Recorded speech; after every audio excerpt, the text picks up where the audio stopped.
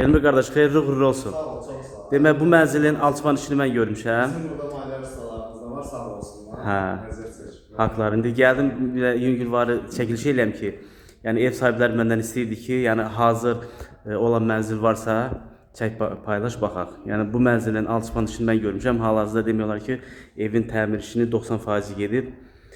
Xeyirli olsun Elmir. Sağ ol. Allah köməyin olsun qardaş. Məzunlarımız var olsun. Allah səndən razı Kim olsun. burada sevgiylə işləyib Allah canı sağ eləsin. Hə, inşallah xeyir işlər görəsən. Şəkil ustalara həvalə edin. Allah köməyiniz olsun. Gözəl, qəşəng, həqiqətən yəni möhtəşəm çıxır. Çox Ya bəyəndim. bunun boşun bir göstərmişlər. Hə, bir dənə bu LED işıqdır. Yəni bunun yan şəklində çəkək. Hələ qapaqları qoyulmuyor. Hə.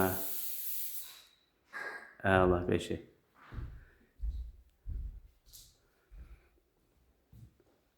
Çox gözəl.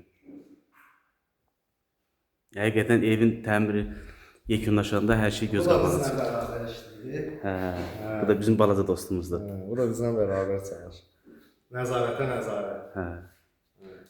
Ustalar zərafatını deyib baxıyorum. Hər nizam.